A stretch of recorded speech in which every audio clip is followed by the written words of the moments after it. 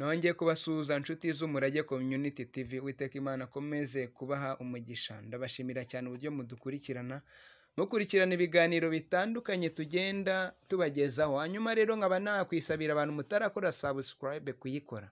Uyu munsi wa none tukaba tugiye kugaruka ku muhanzi w'icyamamare cyane muri gospel, ari Uwiringiyimana Theogene abenshi bita Theo bose babireba, aho yaba yashimangiye bidasubirwaho ko yaba ari umwami wa muzika wo kuramya no guhimbaza Imana mu karere ka Afurika y'Iburasirazuba. Akaba yakiriye mu buryo budasanzwe muri Mozambique, mu mujyi abenshi bita Maputo, aho bavuga ururimi rw'igiportige. Ubu byumvikane yuko nawe yatangiye kumenya kuvuga ngo obrigado ngo Deus to benson. Ahangaha ku wa kabiri ku itariki 13 Nzeri 2022 akaba aribwo umuhanzi Theo bose babireba yaba yarageze mu mujyi wa Mozambique, aho yitabira igiterane gikomeye cyane yatumiyemo na profete witwa Eric Uwayesu. Akigera ku kibuga cy'indege akaba yarasanganiwe n'abaje kumwakira batagira ingano, bari bambaye neza cyane. Mu mihanda y'Imaputo Theo bose babireba akaba yaracungiwe umutekano mu buryo bukomeye cyane, akaba yarashagawe na za moto z'abanyamwuga bashinzwe gucungira umutekano abanyacyubahiro muri kiriya gihugu cya Mozambique. Bikaba ari ibintu byagaragaje cyane ko uyu muhanzi yubashywe muri kiriya gihugu mu buryo bukomeye cyane. Akaba yakiriwe n'abakobwa ndetse n'abandi bantu batandukanye. Inyarwanda dukesha iyi nkuru ikaba yagiye igaragaza abasore b'inkorokoro bari batwaye moto, bakaba babarizwa cyane muri kampani muri Mozambique ikaba ishinzwe gucunga umutekano w'abanyacyubahiro. Iyo kampani ikaba ibarizwamo abapolisi nk'uko Prophet Eric yabitangaje. Hanyuma uyu muhanzi bita Theo bose babireba akaba yaracungiwe umutekano n'abantu barimo abasirikare ndetse n'abasivile. Profeti wa Yesu akaba yaraje gutwara Theo bose babireba mu modoka ye bwite. Akaba yaravuze ko impamvu bakiriye Theo bose babireba mu buryo budasanzwe ari ukubera ko nawe bamufata nk'umuntu udasanzwe. Ikindi yakomeje avuga ati simbona ko ari mu buryo busanzwe bitewe n'iko ibikorwa Theo bose babireba akorera umurimo w'Imana. Akaba yunzemo ko uretse no muri viziyo tugezemo, cyane cyane ko iyi viziyo isaba ko ibintu bitegurwa mu buryo buri smart cyane. Bakaba bafite ministry yitwa Hosana International, ikaba ariyo yakira abakozi b'Imana. Ahangaha rero bakaba bagaragaza ko isosiyete yabo yumva ko umuntu ukorera Imana ari umuntu usanzwe, ariko mu by'ukuri si umuntu usanzwe ahubwo n'umuntu udasanzwe. Nyamara mu gihe iriya Hosana bo bamufata nk'umuntu udasanzwe. Akaba yagaragaje ko bafite gahunda yo gukora ibikorwa byinshi, bakajya batumira abakozi b'Imana bava mu bihugu bitandukanye.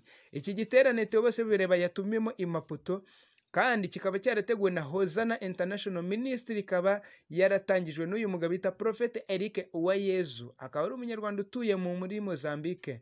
Aha kikaba gifite intego yo kubakwa n'Imana nk'uko ibonekwa muri Yeremiya 31:4.